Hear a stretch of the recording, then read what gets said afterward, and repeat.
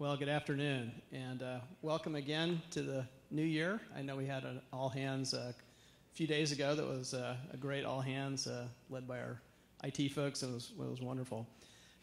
This is our first innovation lecture series speaker of the new year, and I'm very happy that we were able to get Mr. Stephen Shapiro with us today. He's one of the foremost authorities on innovation culture, collaboration, and open innovation. And I got to be with Stephen at a meeting about a year ago in Dayton, Ohio, and have kept up with him since, so we're very pleased to have him here today. During the past 20 years, his message to hundreds of thousands of people in 40 countries around the world is focused on how to enable innovation by bringing together divergent points of view in an efficient manner. So for those of you that were at the supervisor all hands today within NASA, you'll know that one of Mike Coates' big pushes still is innovation and inclusion, and that is precisely about bringing together a lot of different and new ideas together in the team. Over the years, Stephen has shared his innovative philosophy in books such as 24/7 Innovation and the Little Book of Big Innovation Ideas. He's also trained more than 20,000 consultants in innovation during his 15-year tenure with Accenture, and his personality poker card game has been used by more than 50,000 people around the world to create high-performing innovation teams. His work has been featured in Newsweek, Entrepreneur Magazine, the Oprah Magazine, the Wall Street Journal, and the New York Times. And I'll let him tell you about some of his clients and work that he's done, and I don't want to take any more of his time. So, Stephen, thank you very much for coming. Great, thank you.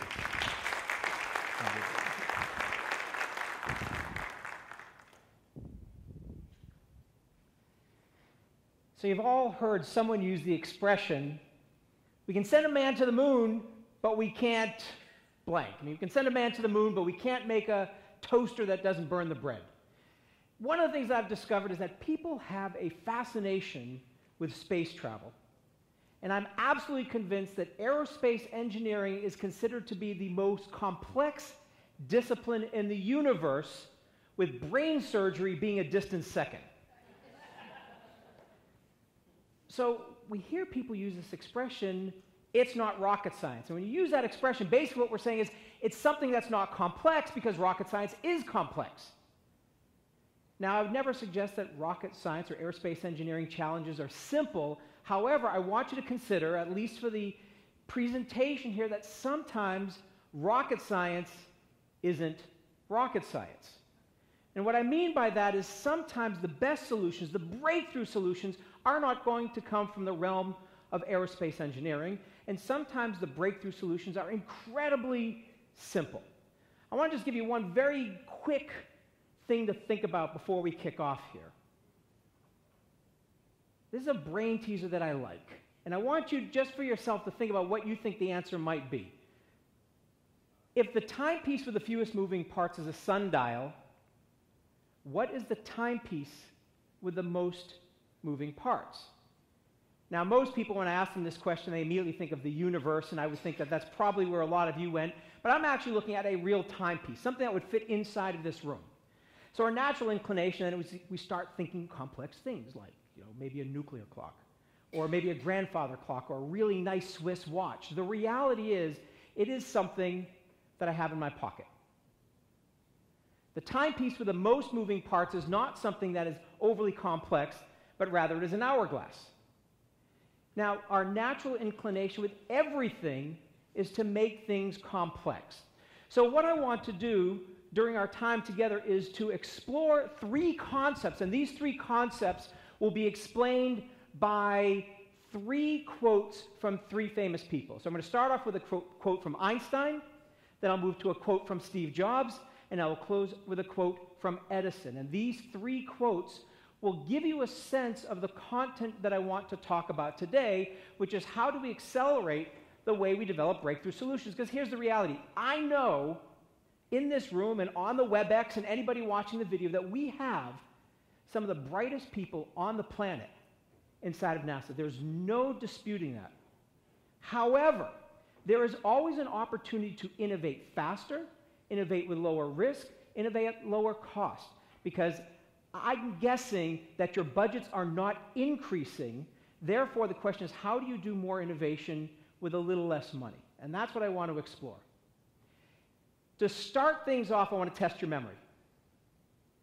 What was in the news across the newspapers, the Twitter feeds, and everywhere around the world on April 20th, 2010? Anybody remember what was in the news on April 20th, 2010? What? Yes, the Deepwater Horizon Oil Rig. On April 20th, 2010, the Deepwater Horizon Oil Rig exploded. Over the course of the next 87 days, 180 million gallons of crude oil were pumped into the Gulf Coast. And if you followed the news, BP tried six or seven different breakthrough approaches to try to stop the flow of the oil, and none of those worked. So they turned to something that a lot of people in the innovation space are doing these days, which is crowdsourcing. So BP set up a website, and on that website it said, "We have a problem, do you have a solution?" And basically they opened it up to concerned citizens and scientists and some movie stars for them to provide their solutions to this complex problem. Over the coming weeks, BP received 123,000 submissions. 123,000 submissions. Now, if you're running an innovation program, some of you may be thinking, this is great. People are engaged, people are concerned, people are passionate. But there's something you need to keep in mind here. Of those 123,000 submissions, how many of them do you think were deemed as having any value at all whatsoever? 0, so there's the pessimistic side. This is the quiet side. So the answer is roughly a dozen. There were about 12 submissions out of 123,000 that were deemed of having any value, and it's debatable whether or not any of those contributed to the final solution. So an important thing to consider, and I'm a recovering engineer. I was educated as an engineer, but I don't think too much that way these days. But an important measure that we need to consider in the innovation process that is quite often not used is the signal-to-noise ratio. The signal-to-noise ratio is the ratio basically between what you want and what you don't want. The signal being the good thing, the noise being the thing that corrupts it. So if we're listening to music, the signal is the music and the noise is the background hiss. In innovation, the signal are all of the great solutions that get implemented that create the value that we want to create. The noise is everything else. The noise are the ideas that people submit that are bad. The noise are all the great solutions that get submitted that never get implemented for some reason, or they're all the things that get implemented that don't create the value we want. So one of the things we really want to start focusing on is how do we reduce the noise in the innovation system? Because if we want to be more efficient in the way we innovate, we need to be able to reduce that noise. You know, and we hear an expression, and one of the things that I want you to get here is that we're enamored with, in the innovation space, with asking ideas. Well, guess what? Asking for ideas is a bad idea. I have never seen any organization that asks its employees, its customers, or its vendors for ideas that it doesn't implode due to the weight of the submissions. So we need something better. We need something better. Now, the thing is, we often hear the expression that we want to think outside the box. Well, this is sort of my take on it. I love this cartoon. It says, I don't care what anyone else says. I do my best thinking inside the box. And there's actually a lot of wisdom to this, in my opinion. Basically, the mantra that I want you to consider for this first piece is that you don't want to think outside the box. You just want to find a better box. You want to find a better box, because if you find a better box, it's a different box, we will accelerate the way we innovate. And we're going to do an experiment in the middle here where we will see whether or not I can prove to you this hypothesis real time. So we're going to do a quick experiment. But first, I just want to give you some examples. And I love this quote. So this is the first of my 3 quotes. This is a quote from Einstein. He reputedly said, if I had an hour to save the world, I would spend 59 minutes defining the problem and 1 minute finding solutions. Now, from my experience, most organizations are running around spending 60 minutes on things that don't matter. So the first thing we need to become masterful at is asking better questions. We need to become much better at the questions we ask, because if we ask better questions, we get better answers. So we're going to do just a quick test here. If you have a piece of paper, take it out now, because you're going to want it for this. And I want to see how quickly this group can come up with the answer.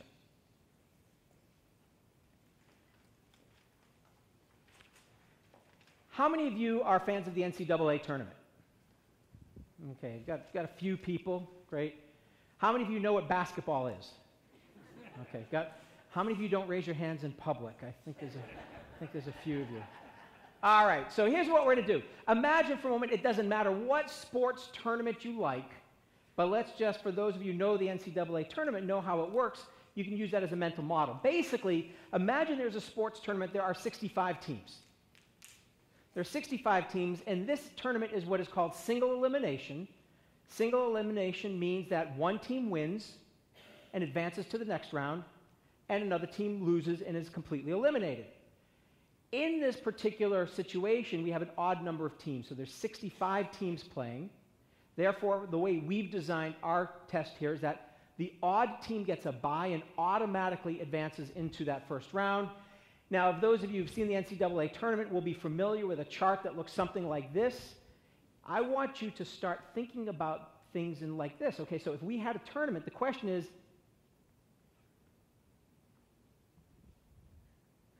how many games need to be played in order to determine which team is the champion? So if you want, you can draw a chart like this. Don't shout out the answer, but when you are 100% certain of the answer, raise your hand. 100% certain. And if you think the answer is 1, that's a really creative answer, but I really want to know how many games need to be played in order to determine which team is the champion. So you can go through and develop this. You can do the Sweet 16, the Final Four, whatever it is that you want to do to come up with the answer. Okay, I see one hand. When you're 100% sure, you can put your hand down. I'll get tired.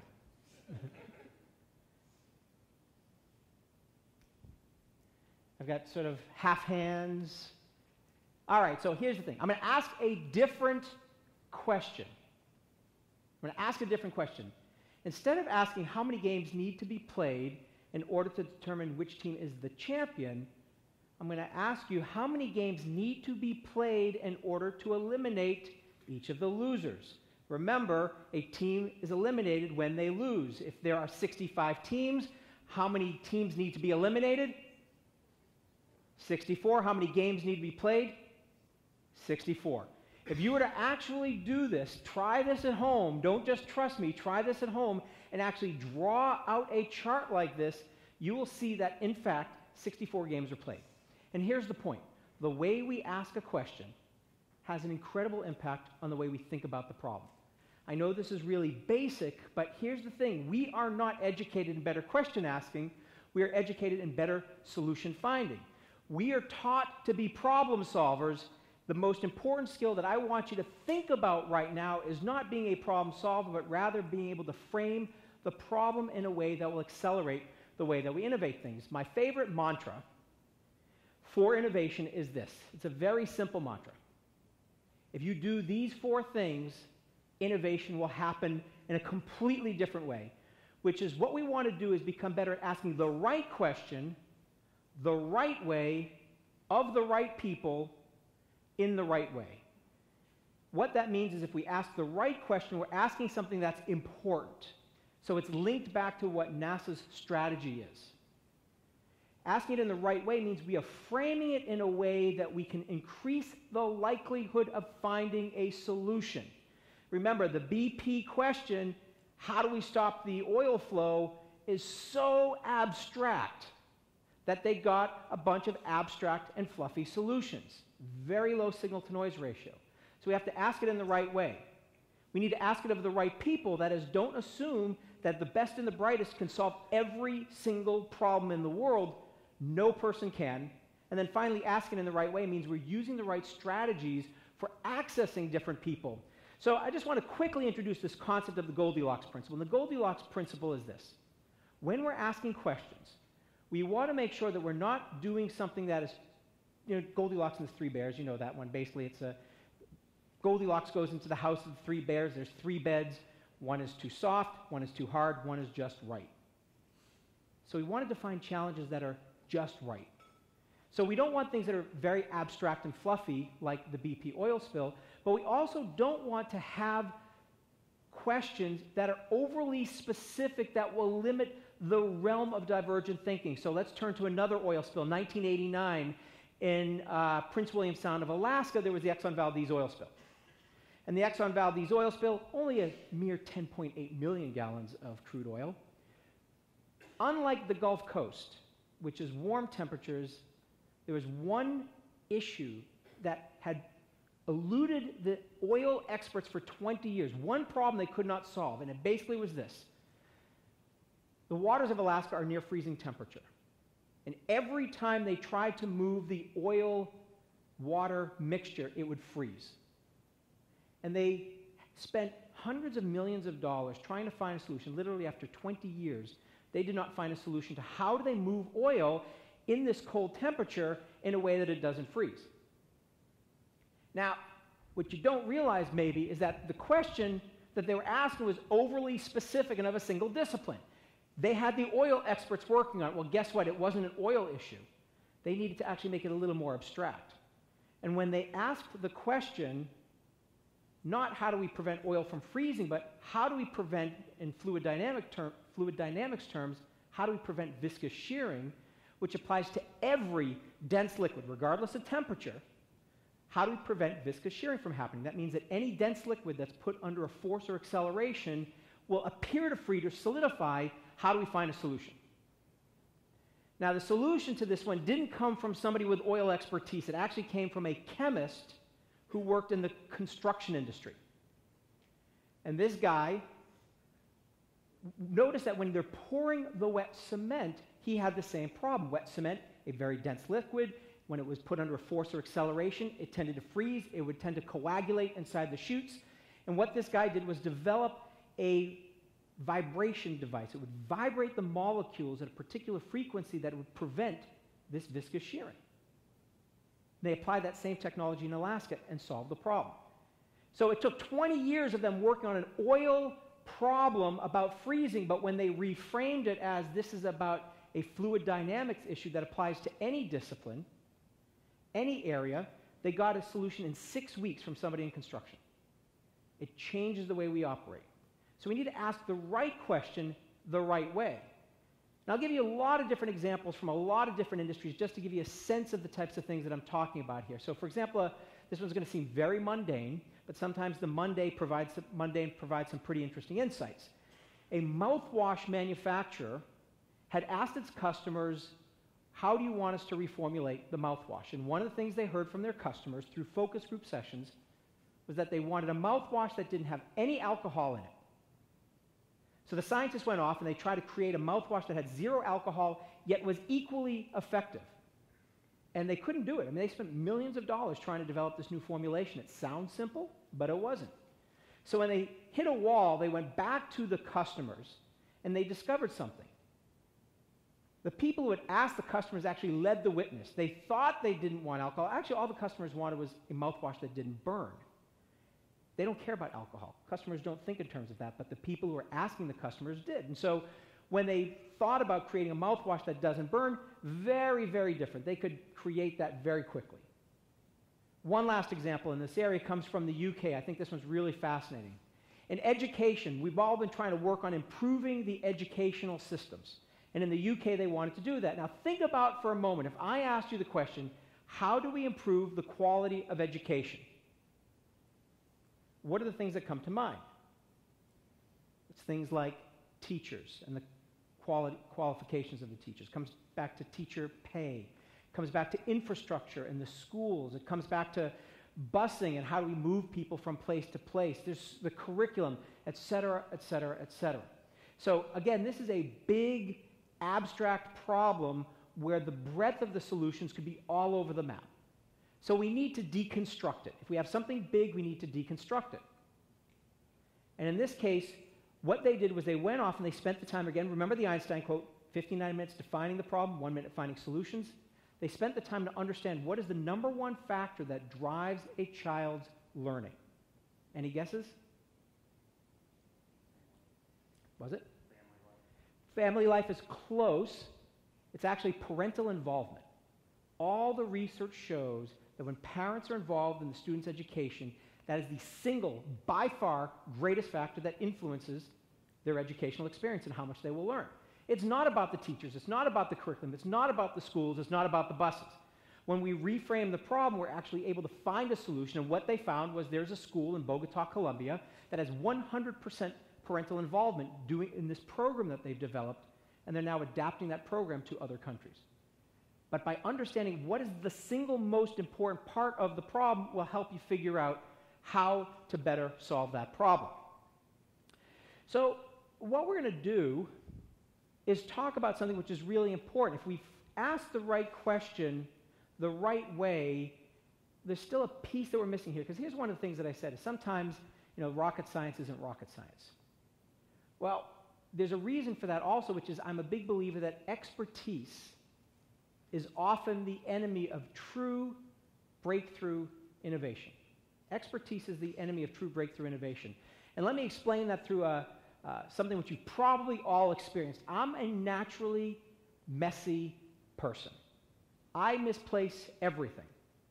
So if I'm looking for my keys, the odds are I will not find them where I think they should be. So imagine for a moment the last time you lost your keys and you can't find them. You're fishing around in the sofa. You're looking at your desk. You're going in the pockets of your clothes and the dirty laundry. 15 minutes goes by. You find your keys. What do you inevitably say to yourself? Can you believe it? They were in the last place I looked. Well, of course. Who finds something and keeps on looking for it?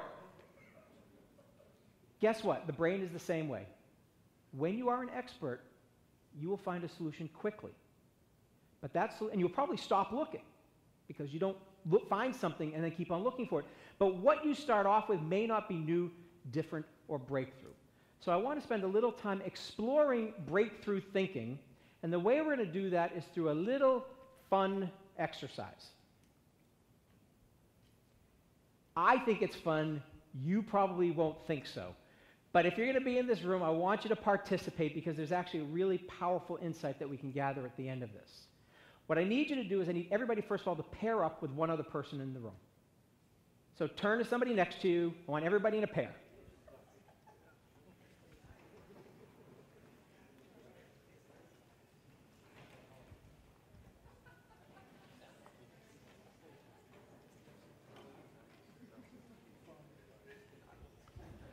Okay, great. So I'm assuming everybody's paired up. What I want you to do is I want you to imagine for a moment that this is a real brick. For those of you who are up close, you can tell this is not. I used to carry a real brick in my carry-on luggage, but after September 11th, you can imagine not so popular with the TSA agents at the airport. So a client very graciously gave me this brick. But imagine it's a real brick, a brick that looks something like that. What I want you to do, you don't have to write anything down, but in your pairs, I want you to go back and forth and come up with as many uses of a brick as you can. So I want the first person to say something like, you can put it in a patio if you're missing a brick.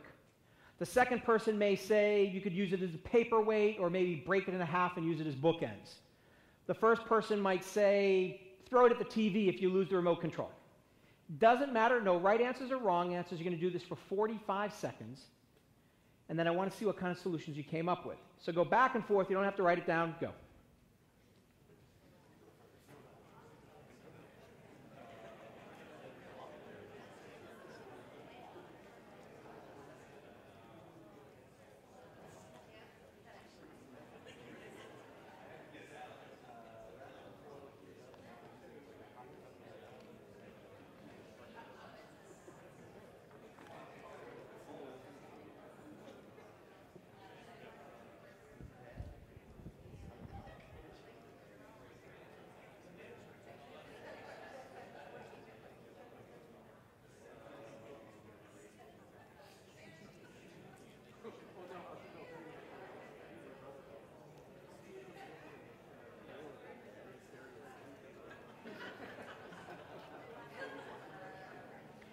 All right, let's stop there.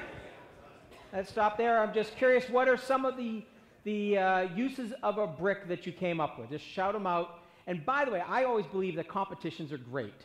So what I will do is if you come up with, and in fact, I would like you, Dr. Davis, to be the judge of this, because I don't want to be put in the spotlight. The person or team that comes up with the best solution, either in the first activity or the second activity, will get a copy of my Best Practices or Stupid book.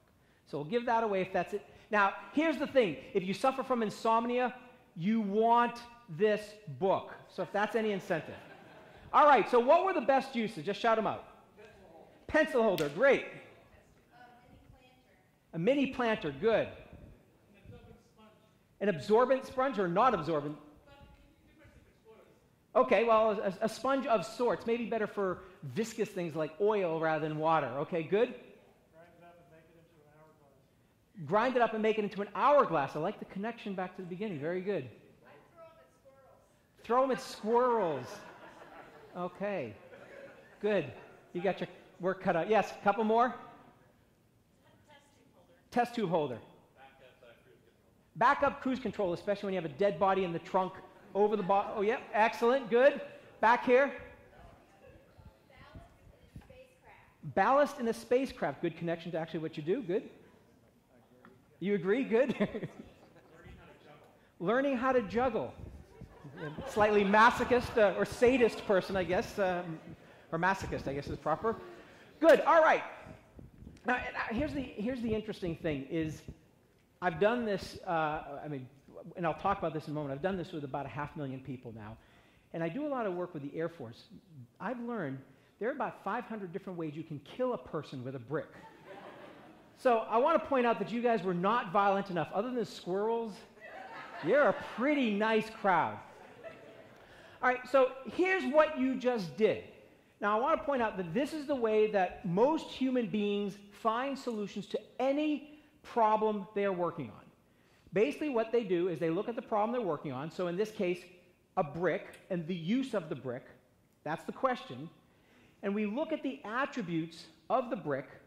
It's dangerous. It's heavy. It's hard. It's rough. And I will find solutions based on that. We're going to do this exercise again with a twist. So the question is the same question. What are all the ways in which we can use a brick? But this time, instead of looking at the brick and the attributes of the brick, what we're going to do is start with something completely random and then find as many uses as we can of a brick in that random context. So let me give you an example. And first of all, the random thing could be anything. So for example, if the random context were on the body, you could use a brick to improve your posture. If it were a real brick, you could use it to pump up your biceps. If you have really rough skin, it's great loofah. Or buff your nails. Could strap it to my shoes, give me a couple of extra inches of height. If you're a soccer player, it's great protection if you're blocking a goal during a penalty kick. Lots of uses. So here's what we're going to do. In your groups, I want one person to be A, one person to be B. Decide who's going to be A and who's going to be B.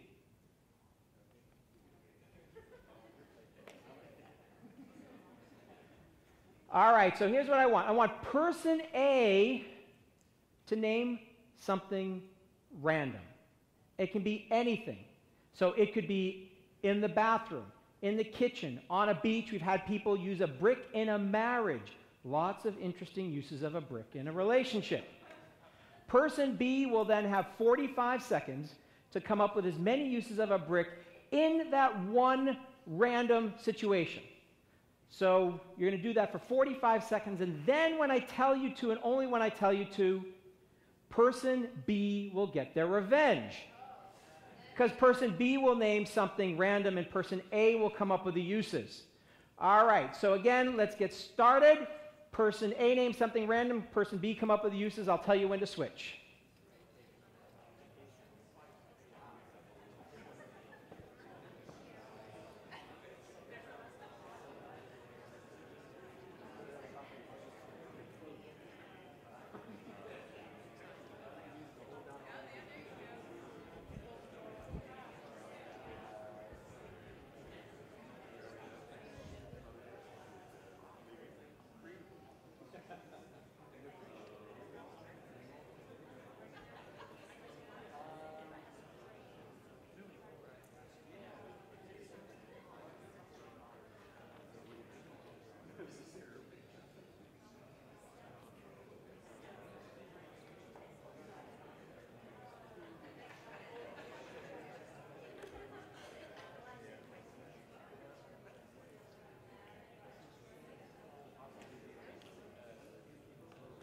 All right, switch. Time to switch. Person B name something random. Person A come up with the uses.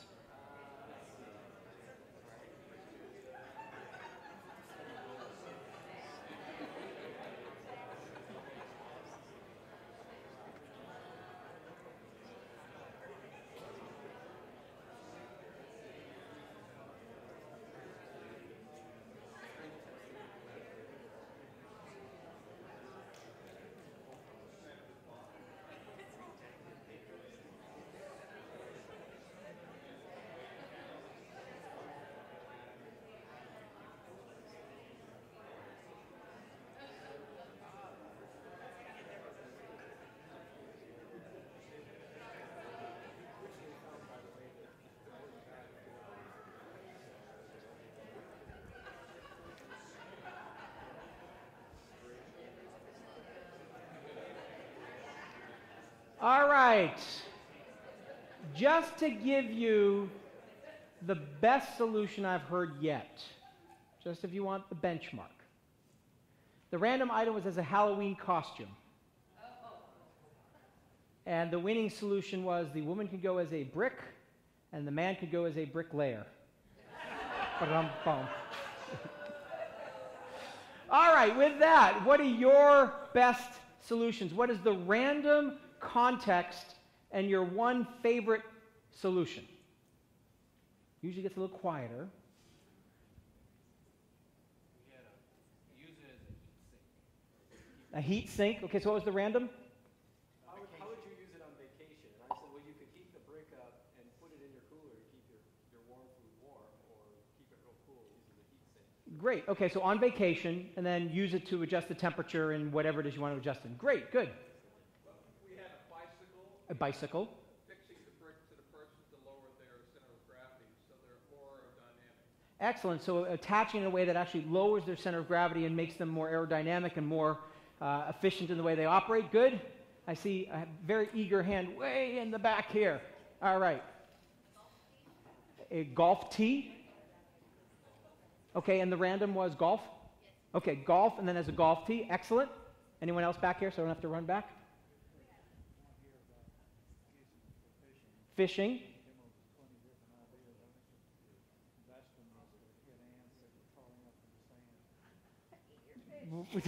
To get the ants that are crawling up in the sand to eat your fish and what, to beat them down? Okay. I was thinking scaling the fish maybe, but okay, good. Yes? To stand down in a pool to keep your head above water. Okay, so the pool was the random? And to stand to keep your head above water? Excellent. Or as a flotation device for someone you don't like? Good. We had it in Hollywood. In Hollywood? Sorry? To hide your identity. To hide your identity in Hollywood. So it's a mask. Excellent. Good. Two more. Over there. Yeah, the random was at a seminar, and we said you could use it to teach innovative thinking. I'm sorry, you could use it to? To teach innovative thinking. I thought you were going to say in a seminar to throw it at the speaker when you're tired of listening to him. Good. One last one. I thought I saw one more hand. All right. Okay. Going once, going twice. In cooking to keep the oven door shut. All right, good. Do you have a winner? Yeah, whichever. Which is your favorite of, you can, however many you want. Grind it up and use it as an hourglass. Good, so see me afterwards and give me your card and I'll send you a book. The second one was the last one, but thought far enough ahead to link it to the talk. So the speaker, so the speaker and use it as an, great, okay, so see me afterwards, we'll get you a book, good. Now here's the important point of this.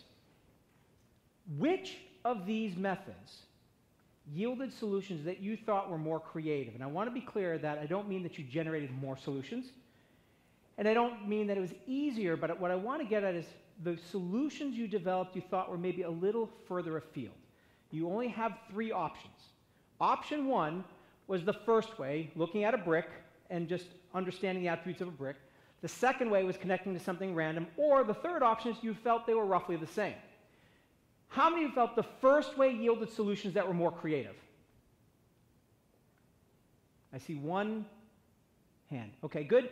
How many of you thought the second way yielded solutions that were more creative? Okay, maybe 75, 80%. How many of you felt they were roughly the same?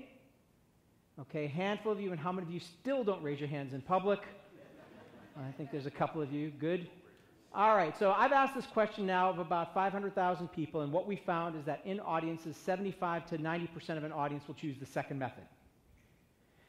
Now, a couple of interesting points about this. First of all, the second method is less out of the box. Think about the first model. The first model is unconstrained, use of a brick. Second model, more constrained. We're actually putting constraints on you, which seems to paradoxically increase your level of creativity. So that's the first thing I want you to consider.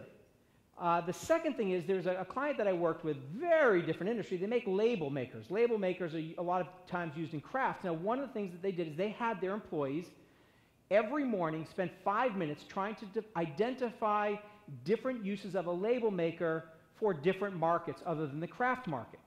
And they started off using that first method. And what they found was that in a very short period of time, they exhausted all the obvious answers and they couldn't get anything new. So what they did was the management team spent some time and they identified 200 different potential markets. Toll booth collectors, nurses, libraries, and they went through and they created a wall of 200 different potential uses. Each day, the employees were to choose one of the 200. They were then to spend 5 minutes thinking, how can we use a label maker in a hospital? How can we use a label maker in a toll booth? And what they found was that they developed significantly more solutions. And when I've done experiments with this on real-world problems, what we found was that the first method, and I bet if we did this, even with the brick exercise, if we went around, each person, if you said every single thing on your list, by the time we got through the first 4 or 5 people, we would have exhausted 70% of the ideas that existed in the entire room. Because we go to this automatic thinking. Again, it's this expertise. I understand something, I understand the context, therefore I'm going to find a solution quickly. When we use the second method, we end up with a lot of divergent thinking. And that's really the whole point here, is we want a lot of divergent thinking, which leads me to quote number 2. Quote number 2 is from Steve Jobs. He says that creativity is just having enough dots to connect. Dots being ideas or experiences. And the reason why creative people are so is they've either had more experiences or they've thought more about those experiences. Innovation is about connecting the dots. There's also some fascinating research that comes out of Harvard Business School. And they looked at 17,000 different patents. And there was something that they discovered when they looked at these patents.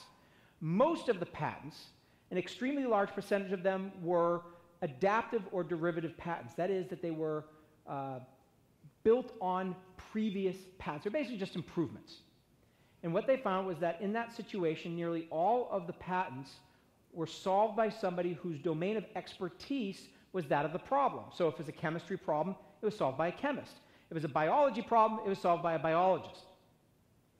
This research also found, though, that the breakthrough solutions, the things that were not derivative of the past, were in every situation solved by either someone in a different discipline or from a multidisciplinary team.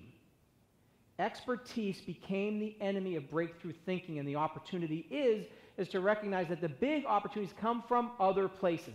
Let me give you some very simple examples that hopefully will illustrate this point.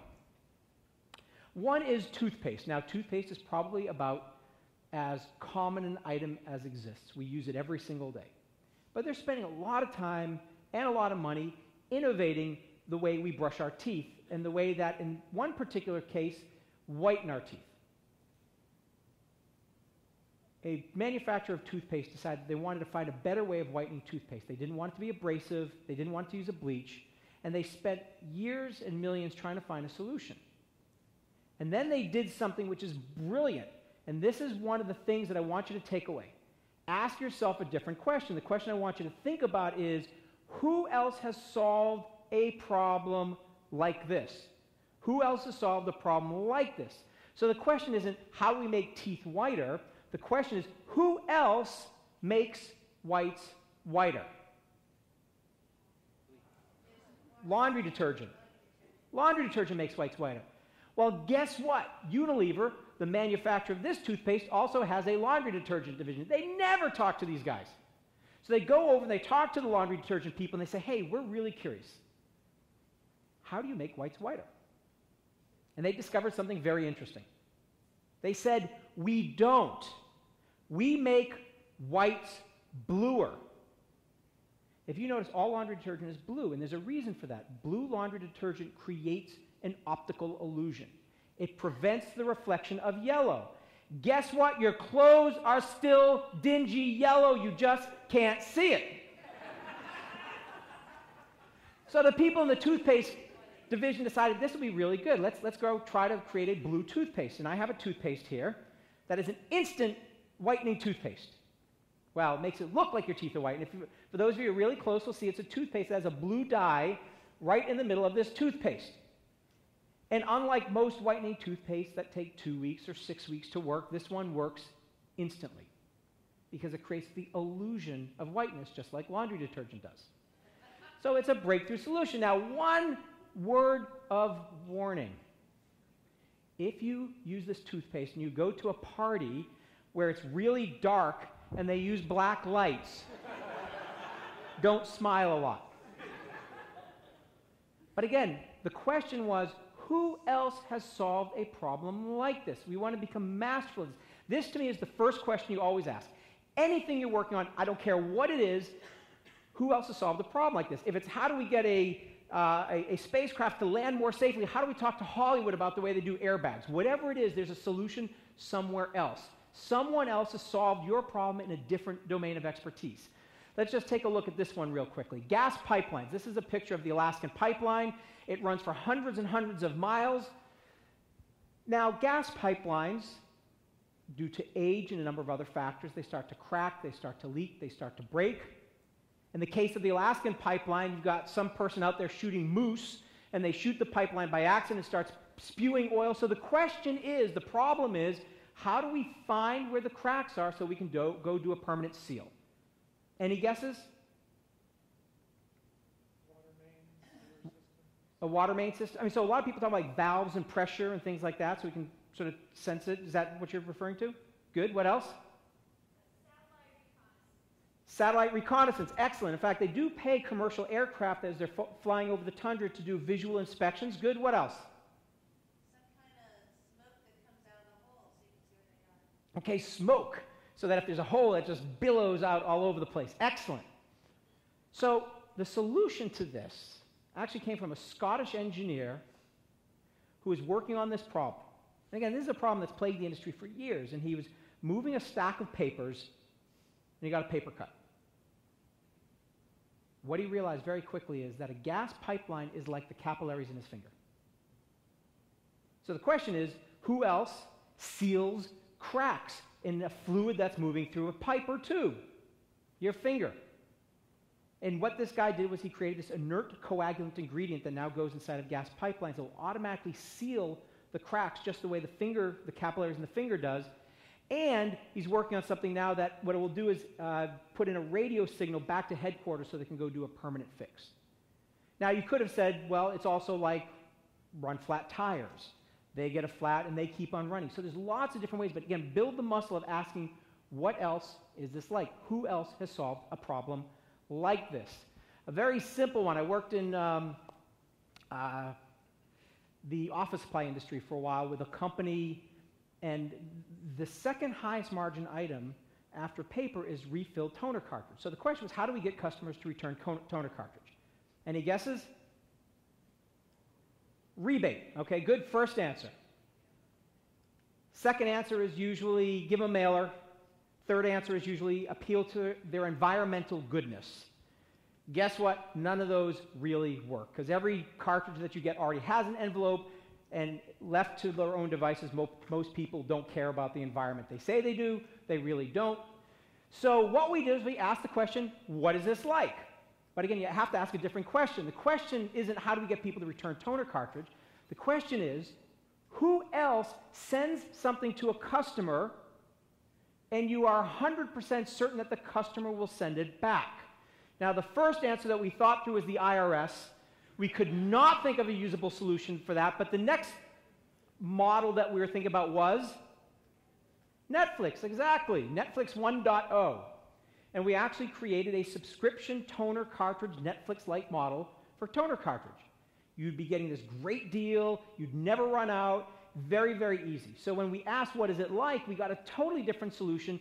Now you might not think this is the breakthrough of the universe, but it's a breakthrough for them because it's a fundamentally different business model around something that matters to them.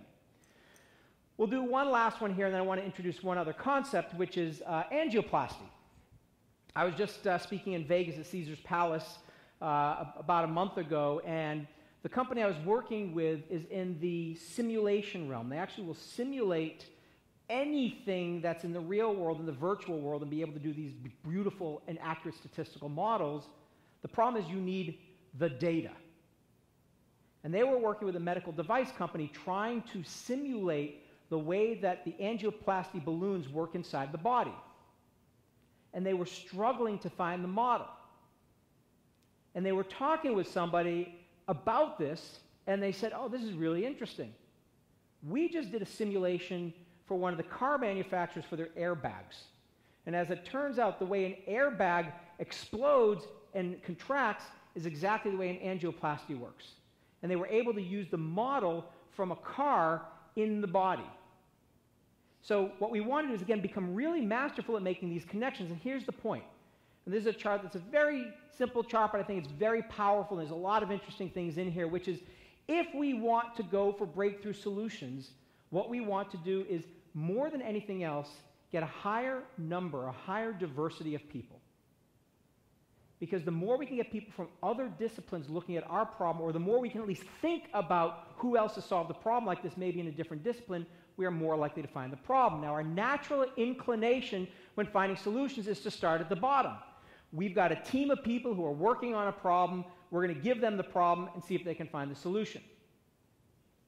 But the opportunity here is to go broader.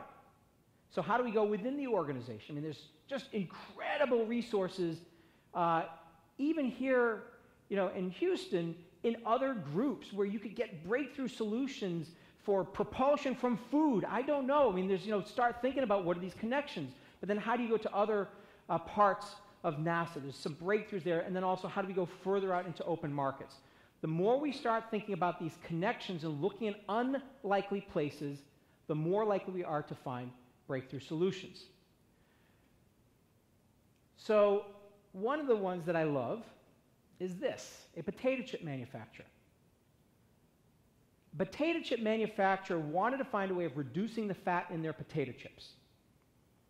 And the way they wanted to do it, they wanted the potato chips to taste the same as regular potato chips, so they weren't going to bake them or anything like that. They actually wanted to be able to deep fry the potato chips and somehow pat off or shake off the fat. So what they did was they tried a quick test. They created a little assembly line. They would deep fry the potato chips, put them on a conveyor belt.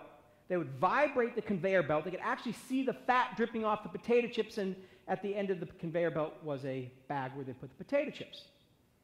So by the time it got to the end, they had low-fat potato chips, but they had one problem. Yeah, the potato chips were crumbs.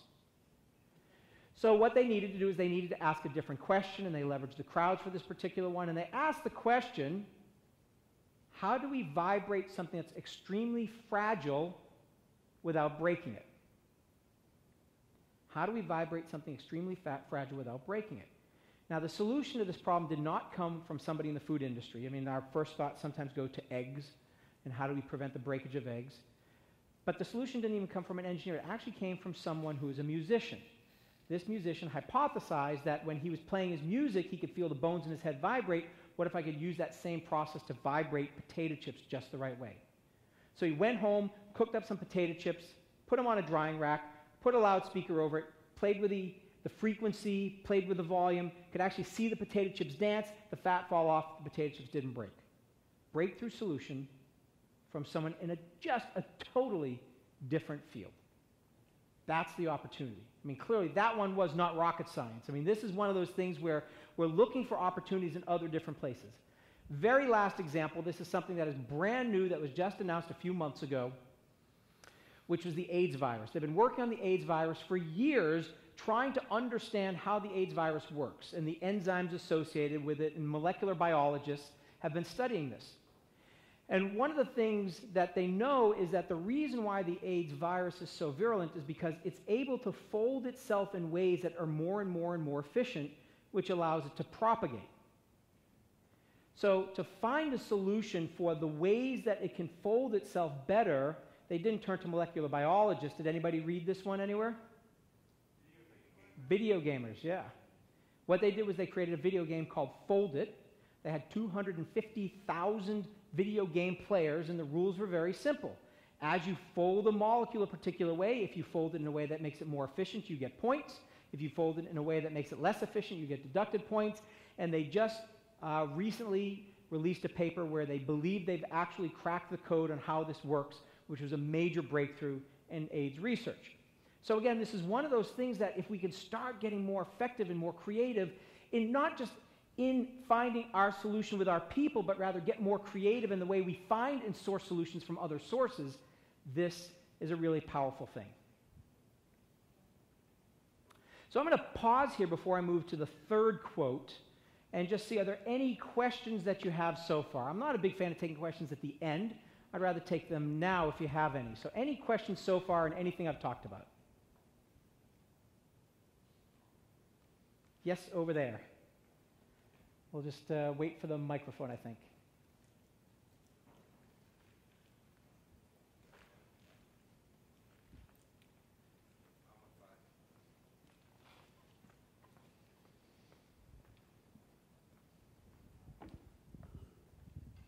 Hi. Hi there. In some of your previous examples, you cited wasted resources and time and effort before the companies realized that they hadn't been asking the question the right way, or that they could have asked the questions more broadly or more narrowly. So what really are the criteria by which you should go by to know that you have asked the question or defined the problem the right way? That's a fantastic, so you asked the right question, which is very good.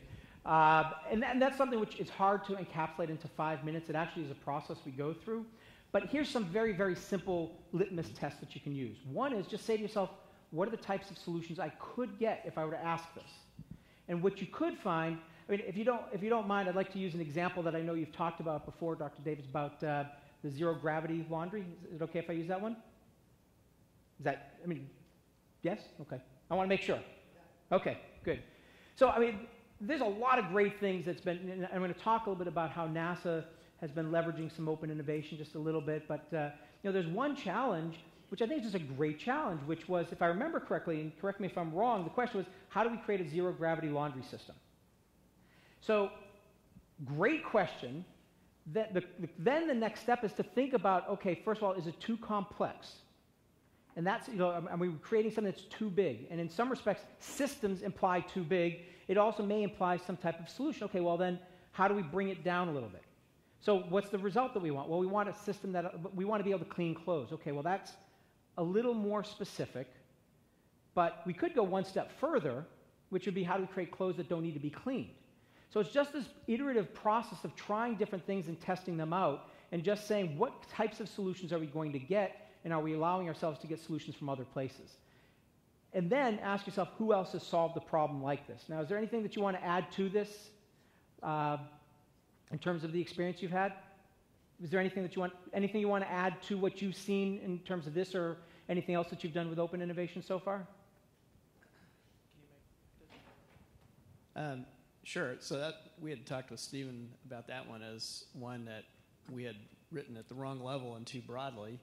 But we also wrote some, like for the food system and solar flare challenge you've heard about before, where we got some really interesting solutions back in areas we didn't think we would. And so we ran fairly tough technical problems and got solutions. We actually went into these pilots not thinking we would actually get solutions. So we're now wanting to move to the next step where these tools are more generally available for everyone, and start thinking through how do we do that training, that education, back to the question over here about how do you write good questions, how do you write good challenges. It works in a lot of different arenas. Yeah, I mean, this is I mean, again, we're not my objective here is really to give you the thought process at a high level, not the answer. But it really is, I mean, if you ask, even if you just start asking questions of crowds, I mean, I love the solar flare example. I mean, who would have thought that somebody from the cell phone industry is going to have the answer to that one? I mean, that's just, it's one of those things where you don't know the answer. Here's the other thing which I want you to consider. Just consider this, is the natural inclination that we have when we're tasked with solving a problem is we want to first go try to solve the problem ourselves, and if we run into a roadblock, we then go enlist the help of someone else. The opportunity today, and this is what I'm going to get into a little bit now, is the opportunity is actually in a very low-cost, low-risk way is to actually test the market and understand what's already known or not known about this topic in a way that we can accelerate things and not reinvent the wheel, and then we can build on that kernel of knowledge that we gain from it. So most companies go internally first and then only go externally. My bias is let's start externally. It's so cheap and so fast, and then based on what we see, we will know how much resource we need to put internally. But great question, and it's, again, hard to give you like a very three-word soundbite on that one. Any other questions? Yes? So you've given a lot of good examples where the solution to a problem came from a non-expert, and you're advocating non-experts. But obviously there are a lot of good solutions that come from experts. So is there some guidance on the character of a question or a character of a problem where you would turn to experts versus non-experts? Is there any way to differentiate which crowd you should be asking for solutions? Great question. So the question is, I gave a lot of examples of where we go externally, and I do that intentionally just because our natural inclination is to go internally. And I want to make it clear, 80% to 90% of what you work on, you're going to work on internally. And I'm going to show you a little chart here. So I'm going to hold off on answering that when I get to a chart in a moment, which will talk about these things a little bit, because the objective is not to outsource what you do, but rather to focus on what you do best. Because if you're spending 80%, sort of Pareto, if you're spending your time on things that matter, you're going to spend 20% of your time on the things that maybe are so difficult that's going to take 80% of your time. So if you can eliminate that 20% that someone else has a solution to, and you can focus on that, you will double or triple your productivity, because I know no one here is working 20-hour work weeks. I mean, everybody's really busy. So the question is, how do you get focused on the things where you can make the greatest impact? I'll come back to that when I do a chart. One last question? Yes, in the back. When you talked about the BP oil spill example, you said that they received, in excess of 123,000 solutions. If we pose a broad problem like that, how do you sift through 123,000 solutions in a scalable manner that's not cost prohibitive and not time consuming? Great. Okay, so the question is, if you do have 123,000, how do you do it? First of all, if you do a quick back of the envelope calculation, if you had one person, which is obviously not how you do this, but if you had one person who was tasked with evaluating 123,000 submissions, and you gave them 30 seconds per submission. So basically they read it and then they click. Read it and click. Yes, no, yes, no. So really, really fast. It would take them 6 months to evaluate. So what's happened is we've gone into situations where organizations now, because of the quantity of ideas that they're getting, want to use the crowds to evaluate. The problem is crowds are great at providing solutions. They're really, really bad at providing insight and evaluating. Now, I'll tell you how to do it in a second, but I'll tell you how not to do it first. And this is an example that comes from California, Arnold Schwarzenegger, when he was the governor. Some of you may have read about this, where he set up a website where people could provide solutions on how to deal with the economic woes of California. And then he allowed the citizens to also vote up and down what they liked. What was the #1 most popular submission? Legalize marijuana. Legalized marijuana was by far the most popular one, and what we find is when it comes to voting, there's this thing called mob sourcing. And basically the psychology is either it's tied to a personal agenda, or what's popular becomes more popular. So unfortunately, most voting systems, internal, external, don't work. The way you can do it that is scalable is instead of asking for what they like, ask them to eliminate the duds. Ask them to eliminate the ones that are bad. Now, yes, you will eliminate some things that might be good. That is natural. And there's other things that you can do through some analysis to find those. But for the most part, instead of asking what they like, ask them what they don't like. Human beings are very, very good at finding the duds. They're not very good at finding the gold. So if you have them eliminate the top 90%, top 95%, the things that are obviously ridiculous answers, the things that are repeats, the things that are just, we know they're not going to work, we can then have a team of experts evaluate the remaining ones. Because it actually takes some context knowledge to really understand whether something will work or won't work. So at least that's from my experience, the best way to do a scalable evaluation process is to get the crowds to eliminate the bad ones and then use a lens of expertise on the other ones. There's other models that are emerging that have promise, but none of them work particularly well in my opinion yet. So that's the only thing that I've seen that works well. All right, so let's move on to the last piece here, which is that a quote from one of my favorite TV shows, Mythbusters. Failure is always an option. I mean, that's something which we just have to get, is that no matter what you do, failure is going to happen. But we have this sort of perverted relationship with failure inside of innovation departments. And I think part of it is attributed to good old Edison. So Edison reputedly said, I have not failed 700 times, I have not failed once. I have succeeded in proving that those 700 ways will not work. When I've eliminated the ways that will not work, I will find the way that works. This is an incredible and valuable learning. So we seem to think that failure is great from a learning perspective. But here's the thing. Had Edison found the solution to the filament for the incandescent light bulb on the first try, I guarantee you he was not going to try 700 more times in the name of learning. So we've over-glorified the value of quote-unquote failure because we think we learn from it and we have to make mistakes. And the reality is we have to make mistakes. That is the reality. But we can do it differently. And the way that we can do it differently is through this chart here that I have. If you look at the traditional model we use for developing solutions, it would be what is considered to be the iterative development, which is basically what Edison did. Try, fail, try, fail, try, fail, try, fail. And it looks something like this. I fail, I fail, I fail, I fail, and after 700 times or however many times you succeed. This is the way we tend to innovate. Now, the downside of this model is that it costs us when we fail each and every time, and it costs us when we succeed because we had to pay somebody to be able to go through that failure. And by the way, the timeline associated with this is very long.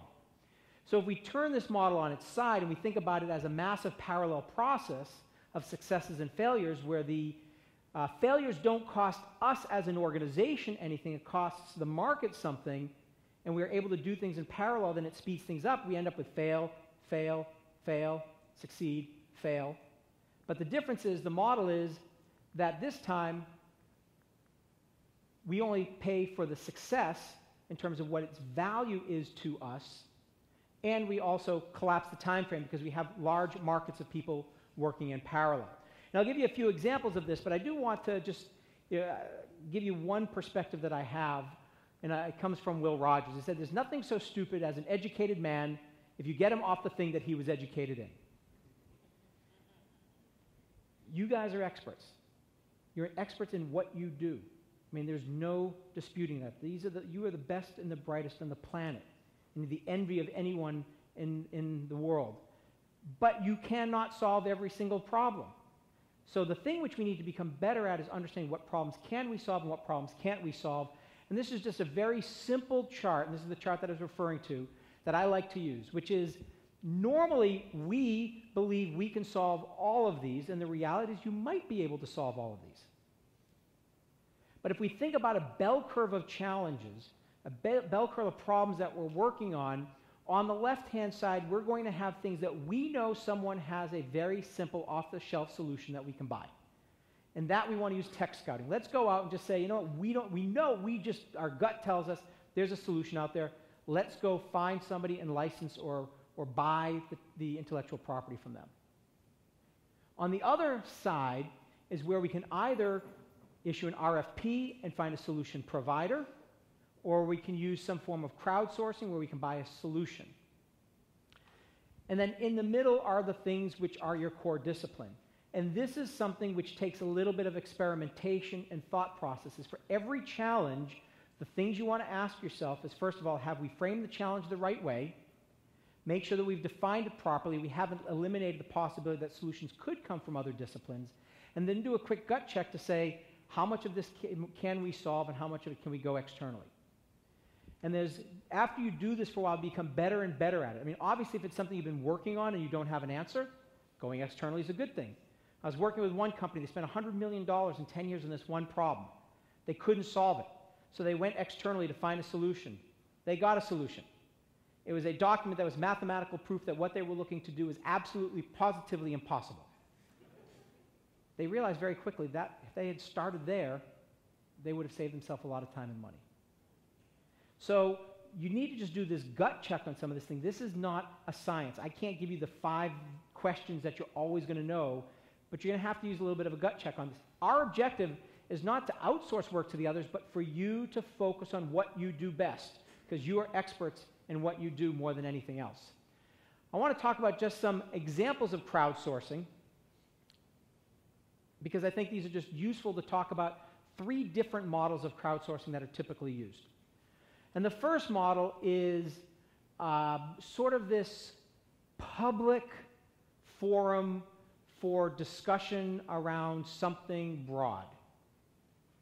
And this is what GE is doing with their eco-imagination. And basically what this is they've defined, I will call it a broad and abstract thing that they're looking for, which is something that's ecological in nature. And people can provide, as you see, different types of things here, whether it's an electronic engine or wind power or other types of things that improve efficiency of power. But it's a really big question. And people start providing submissions, and then they can build on each other and vote things up and down. And I view these types of models, and also this model, which is another one similar to it but a little different, which is Cisco.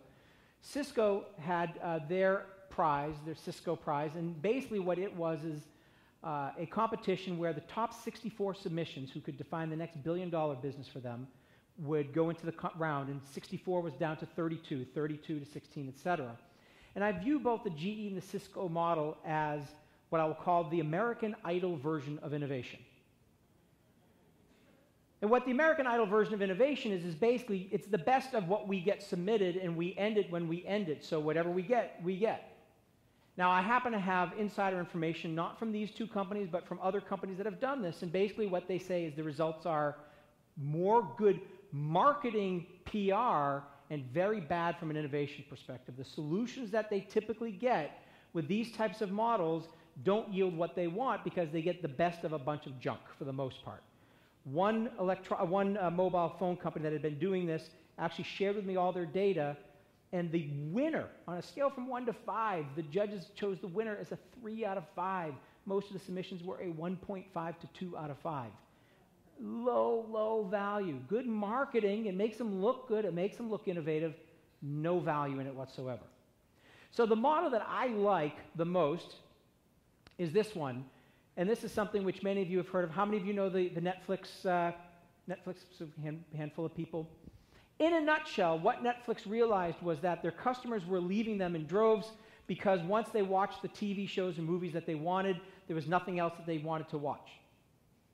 So Netflix decided that if we could improve our recommendation engine, hey, you just watched this DV, watch this one. If they could improve it by 10%, that was worth millions and millions of dollars. So they ran a challenge. And in that challenge, they said anybody who can find a solution to this, improve our recommendation by 10%, will get $1 million. The first one to do it.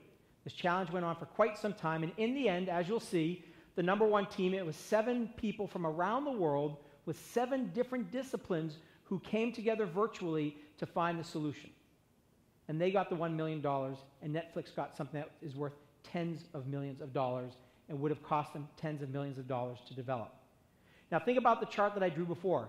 fail, fail, fail, fail, fail, fail, succeed. If Netflix tried to do this on their own, they would have spent all that money. Instead, they had this massive parallel process. You look at all these other teams, number 2, 3, 4, 10, 12, and there's others below the fold here that spent their time and money in developing solutions that ultimately they got nothing for it. Netflix paid for the prize based on its value, and they had all these teams competing in parallel. This is the big opportunity. And if you're not aware of it, and I just took this snapshot this morning, NASA does have a pavilion on the Incentive website where there are challenges running and challenges that have run, where you can see what's being done there. Now, I don't know if you want to talk about what you're doing. Maybe after I'm done, you want to talk about what's being done with open innovation or something, but I think that would be, but here's the opportunity is, whether it's Incentive or other models, there's dozens and dozens of models for being able to go externally and collaborate. Really think through for everything you're working on who is best suited to find a solution to this. Because I think that's the real opportunity here. So what I've covered in our time together are 3 things. Basically, we want to focus on challenges, not ideas.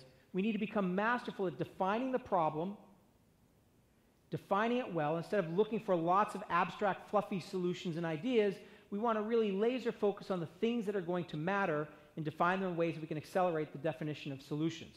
Second thing is diversity, not homogeneity. How do we bring connections? How do we connect the dots? As Steve Jobs said, how do we connect the dots? How do we bring new perspectives together? And then finally, parallel processing, not serial processing. How do we do things in a way that we can do things 10 times faster with the same amount of work, because we're actually parsing it out into these parallel streams of work? So I have a couple of other things that I want to close with, but I just want to pause here before I close and see what other questions there are from the group.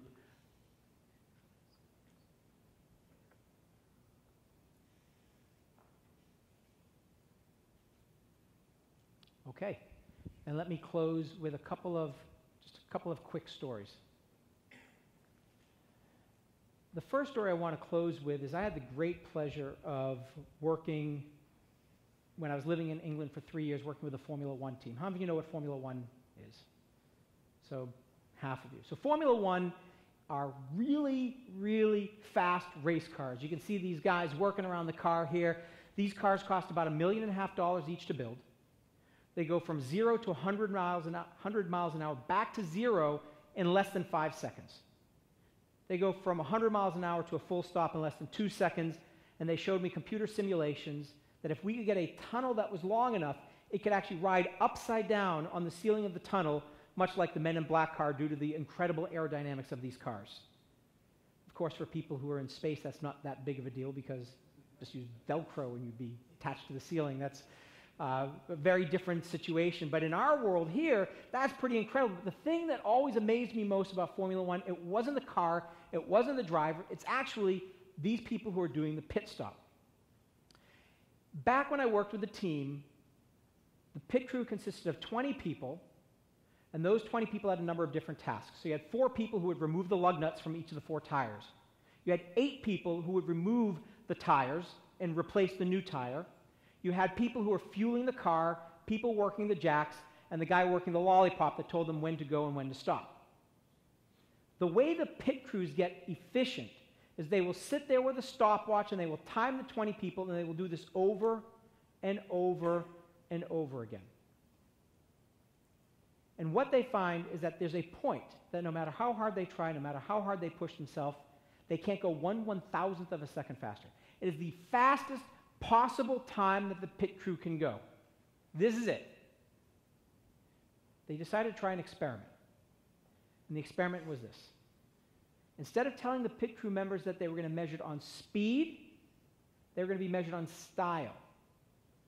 So yes, they needed to go fast, but it was not about the stopwatch, which is in the future and is the goal, but rather it's about being present in the moment, the style. So as you're changing the tires, think smooth.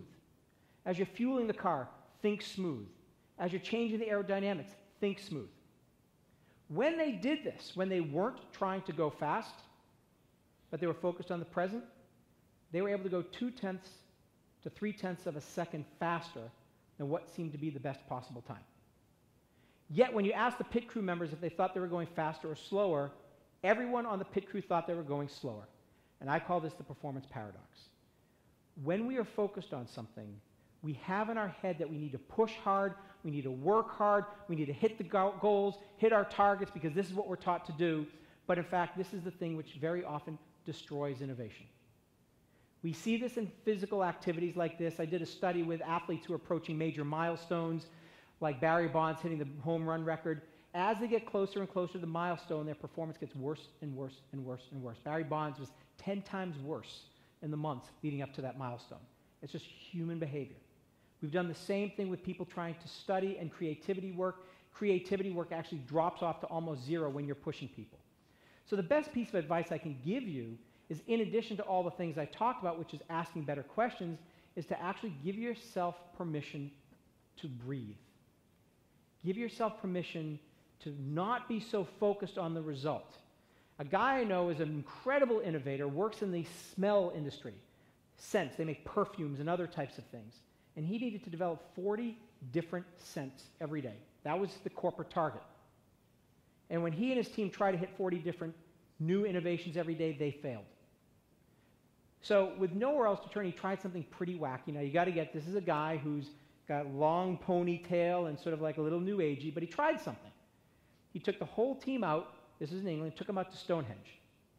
And they meditated for just a half hour before the day, and then they spent the day working on it. Since that day, they've used that as a practice, because every day when they weren't focused on hitting the 40, they hit the 40. When they took the time up front to actually relax and get them in the right mindset, they always perform better.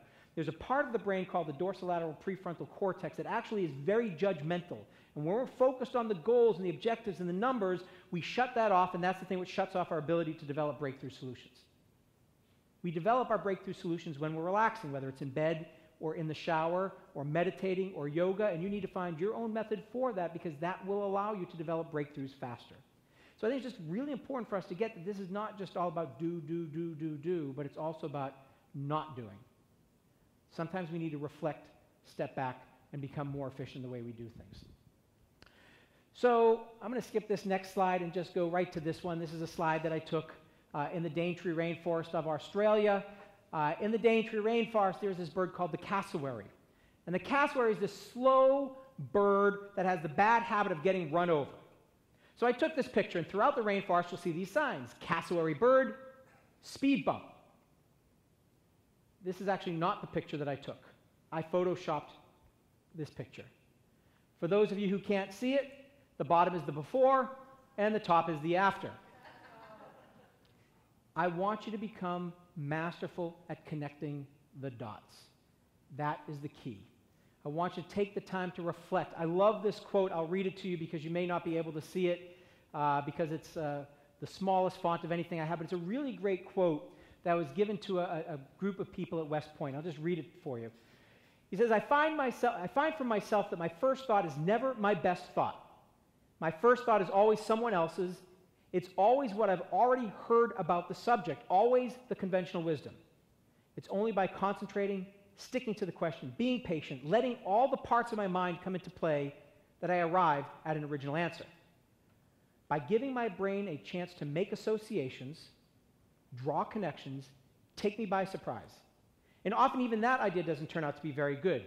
I need time to think about it, to make mistakes, to recognize them, to make false starts and to correct them, to outlast my impulses, to defeat my desire to declare the job done and move on to the next thing. We need to give ourselves space in order to be able to innovate more efficiently. We need to become better at connecting the dots. Ask yourself who else has solved a problem like this. Recognize that the breakthrough solutions are going to often come from somewhere else. My favorite expression is that if you are working on an aerospace engineering problem and you have 100 aerospace engineers working on it and you can't find a solution, guess what? The 101st aerospace engineer is not going to make that much of a difference. But if you add a nanotechnologist, you add a biologist, you add a musician, you may actually find some of the breakthroughs. So I thank you very much. Go forth and innovate.